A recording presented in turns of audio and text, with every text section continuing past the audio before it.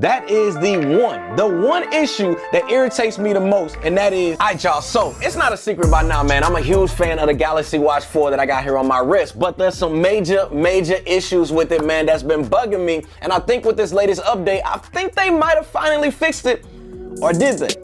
Let's go ahead and break it down. Galaxy Watch 4, the floodgates is open cause it's time to explore. I'm knocking down all these doors that you trying to restore. Well, what's that you saying? You want me to show and tell more? Well, okay. The Galaxy Watch 4, the floodgates is open cause it's time to explore. I'm knocking down all these doors that you trying to restore. Well, what's that you're saying? You want me to show and tell more? Well, okay. The watch is amazing to me. Look at it, don't you agree? The head turning 30 degrees. I'm carefree, I'm here, no biggie, giving you all the style and grace. Change the watch face, peep the swag, I walk the slow pace. I walk the slow pace.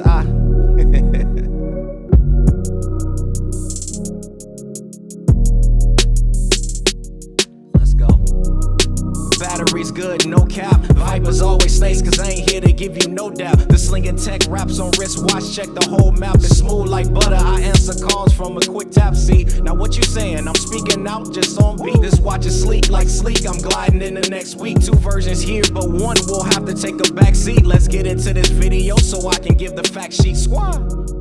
What up, squad? So recently, man, Samsung just pushed out another update to fix a couple issues that people were having with the Galaxy Watch 4, including myself, like the overheating issue, battery issues, as well as the digital dial on the touchscreen. Now, these are the 3 areas that I want to actually focus on in this video that Samsung has addressed in this latest update. But did they fix all of them? And should you guys actually still buy this watch or not? So let's talk about it. All right, so let's go ahead and start with the big one, man, or I guess the elephant in the room, and that is the overheating issue with the LTE models only. At first, I saw y'all comments out there in my previous videos, and I was like, mine is not doing that. I'm not seeing overheating issues. And I'm like, what the heck is going on? Then I did some further research, and I realized that it was only an LTE issue. Meaning, this was an issue, y'all, that was only happening with the LTE models of the Galaxy Watch 4, where they would actually see these like overheating messages that would pop up here on the screen that I'm showing you guys right now. So I did some more research, right? And I started recommending to you guys, if you guys have your smartphone nearby, then just turn off the LTE on the watch and just use Bluetooth only, and that is for a couple of reasons. Now, one, you won't have the overheating issues because it's not overworking it,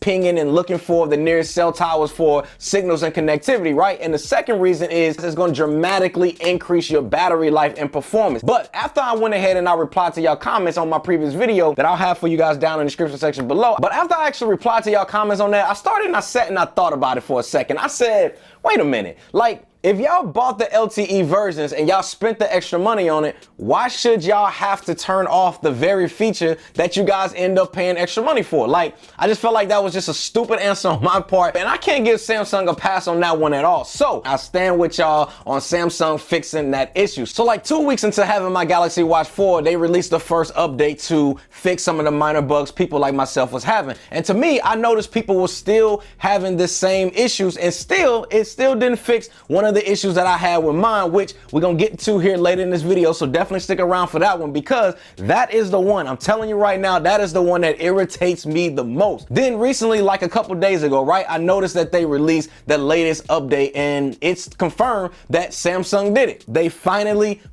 fixed the freaking overheating issue that almost pretty much everybody with the LTE models was having, where if you guys were to take, like, let's say example, like a phone call for like 10 minutes or so, it would pop up on your watch that it is overheating, and you would get this whole message. It would disconnect the phone calls, and it was just a whole thing. Now, even if you guys were streaming music on Spotify, it would even overheat as well, which to me, that is a biggie, because I feel like having the ability to connect your earbuds up to your watch directly and then be able to stream your music using Spotify is like a huge selling point to me if you guys are like outdoor type people who like running, you like jogging, walking, hiking, all those different types of things like that. Now, I've seen reports that showing proof of people using a Galaxy Watch 4 LTE versions with phone calls over 30 minutes long, and there's no overheating issues at all. So I feel like the Galaxy Watch 4, this is a huge win in my book. So it looks like Samsung actually heard our cry and they corrected the issue. Good thing it was actually a software issue and not a hardware issue, because at that point, I'm telling you right now, y'all, that would have been a whole different video. All right, y'all, so the next issue that they fixed, y'all, that I'm seeing is improvements on, and that is the battery life. Now, in my switching from my Apple Watch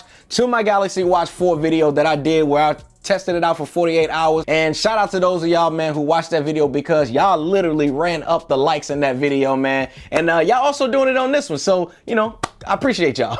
I mentioned y'all in that video, man, and I showed that I was actually able to get about 2 full days of battery life with my Galaxy Watch 4. And a bunch of y'all was asking me down in the comments, like, how was I actually able to do that? And I provided you guys some tips and tricks in a whole nother video of just some of the things that I did that helped. But one thing the recent update did was it actually helped optimize the watch to perform better on the Wear OS platform, which is helping a whole lot more when it comes to the battery life on just a day-to-day basis. Now, just with me actually using it since the update, which is the main reason why I didn't just rush out a video, anything like that, because I really wanted to test it out and see for myself, has it actually increased the battery life day in and day out? And y'all, I can definitely say, man, I'm seeing improvements for sure on it when I'm using it on a day-to-day basis, when I'm actually pushing it to like its limits. Not casually use my watch, but I will say, if you guys are using something like Google Maps, it will definitely drain the battery a whole lot. And honestly, I don't think there's really like any way around this, because it is constantly getting directions and updating that to you guys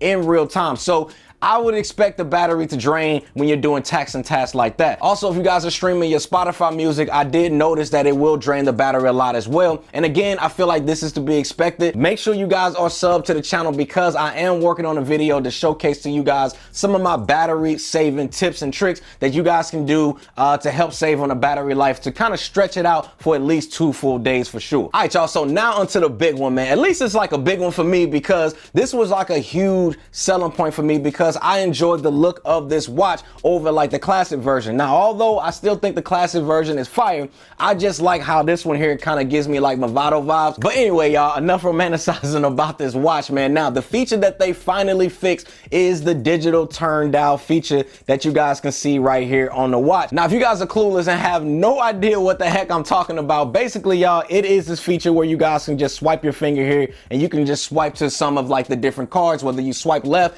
then it's going to take you to like your latest notifications, and if you swipe right, it's going to take you to your widgets or your watch cards. You can also use it to increase the volume if you guys have it connected to like a TV that you're using the controls for from your watch. Now, it's a dope feature, don't get me wrong, but it was the one thing that I didn't like about this watch when I first got it, because it was a feature that they sold to me and I was like, oh, I want to use this instead of using the physical dial that you get on the classic watch. But when I actually got this watch, it didn't work as well, not at all. To the point where I just said, forget it, y'all. I would just use my finger to just swipe left and right on the screen. Then with the second update that I talked about earlier in this video, they kind of fixed the screen just a little bit to where it would at least recognize my finger, which was a huge update for the feature for sure. But then the issue I was facing at that point was it wasn't as accurate. It would literally like skip over what I actually wanted to stop on, and it would overshoot the widget, and then I would have to go back, and it just became a whole thing. It was just frustrating, because I like the concept of the feature over like a physical dial that we get on the classic one, which is still dope, don't get me wrong. I just prefer the digital one because of the slimmer look and feel that I get with this watch here. Then with the latest update that they just gave us, y'all, it's not perfect, but it now recognizes my finger and it will stop on wherever I want this thing to actually stop on, which is a huge update to any of the previous fixes that they pushed to this watch. Like, now I actually find myself using this feature more than I was in the past. So I'm actually glad Samsung fixed 3 of the major things that consumers like myself were really struggling with when it came to the Galaxy Watch 4. Because even before these issues were a thing, I still was actually recommending this watch to all of the Android users out there to literally buy it, because it is a damn good watch, y'all. And literally, I'm putting this on record, it's my favorite smartwatch of the year. And I'm saying this as an Apple user, so that takes any question of me being biased out of the equation. From a circular watch face to the amazing display we get on here, even how fluid it is when it comes to like navigating on this watch. It's just a damn good watch, y'all, man, that you guys need to consider if you guys are on the fence on like buying a smartwatch for your Android devices. Now, y'all was asking me in my last video, what is the watch face that I'm actually rocking right now on my watch, and how did I actually get it and all of that? Well, go ahead and hit that like button below, and man, let's go ahead and run this video up to 1,000 likes, and I'll drop my Galaxy watch faces video next, and I'll see y'all in the next one. Squad. Galaxy Watch 4, open, it's time to explore. I'm knocking down all of these doors. I say. Galaxy Watch 4, open, it's time to explore. I'm knocking down all of these doors. Listen. Watch is amazing to me. Look at it, don't you agree? Head turning nods, make it just 30 degrees. Carefree. I'm wearing it for style and grace, change the watch face. Steps turn, just peep the swag. I'm walking at this slow pace. I'm walking at this slow pace.